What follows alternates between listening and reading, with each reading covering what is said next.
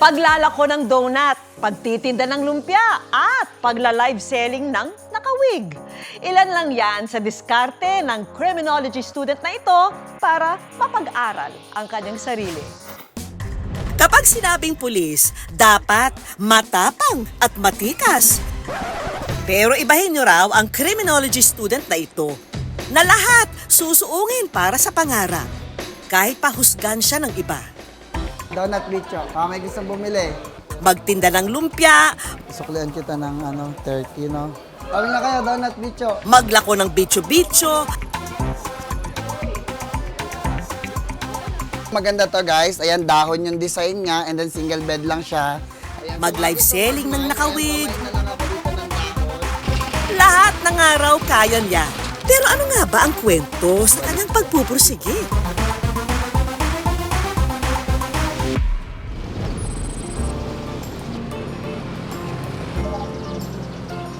Ang madiskarting criminology student na aming tinutukoy, ang taga Cabanatuan City na si John Harry. Isa po talagang himala na makapag-aral pa po ulit ako kasi hindi po ako nakapagtapos ng elementary at high school. Nag-take po ako ng alternative learning system po. Lumaki si John Harry sa broken family. 7 taong gulang pa lang, namulat na siya kung paano magbanat ng buto.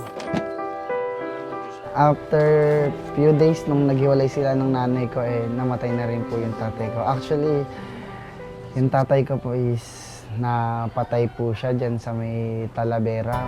Ang kawalan ng hustisya ng pagkamatay ng ama ang nagtulak daw kay John Harry para kumuha ng kursong criminology sa kolehiyo. Parang na-take advantage kami kasi wala kaming alam sa batas. Binayaran na lang kami ng isang sakong bigas at saka 50,000 para sa buhay ng tatay ko. Dahil kailangang suportahan ng sarili, pinagsabay ni John Harry ang pag-aaral at pagtatrabaho.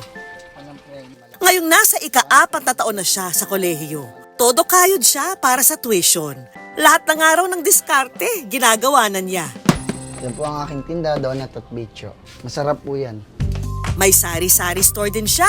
Okay, pamain tayo dito guys ha. Eto, maganda to guys. Ayan. At pati pagla-live selling, pinasok na niya. Ayan, sa mga gusto mag-mine, ayan, pamain na lang ako dito ng dahon. Dahil sa kanyang pagsisikap sa diskarte, hindi lang niya napag-aaral ang sarili.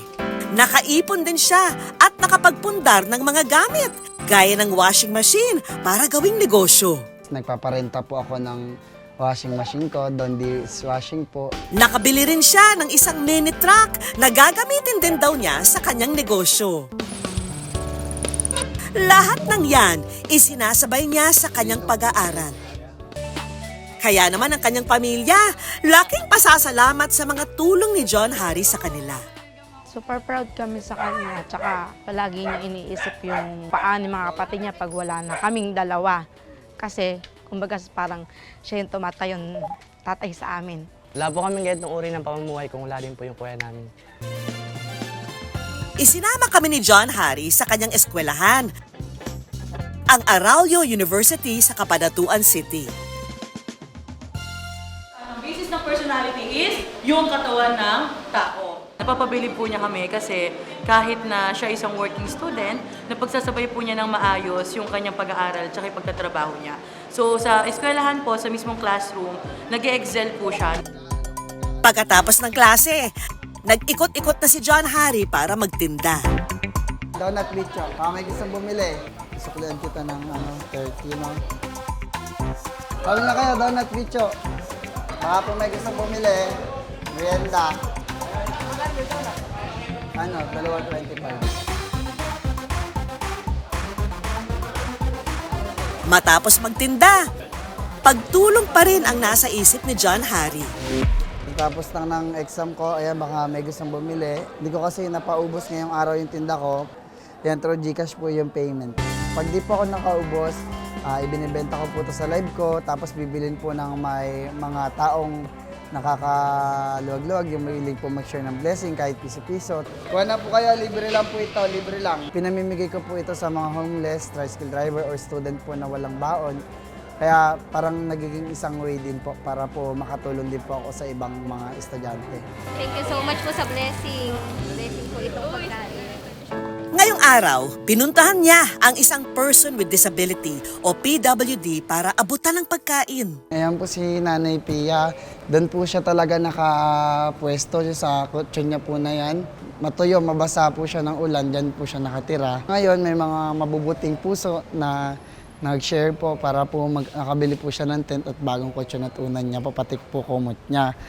So ito po, halos araw-araw ko po siyang sinusuportahan po para sa pagkain niya kasi wala po siyang kamag-anak. Isa kang tunay na inspirasyon, John Harry.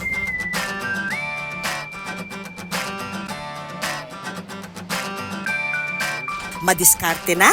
Ayan, pamain na lang ako dito ng dahon. Donut bicho, may gustong bumili. Matulungin pa. Kuha na po kayo, libre lang po ito, libre lang. Sana'y makamit mo lahat ng pangarap mo. At nandito kami, mag-aabang sa graduation mo.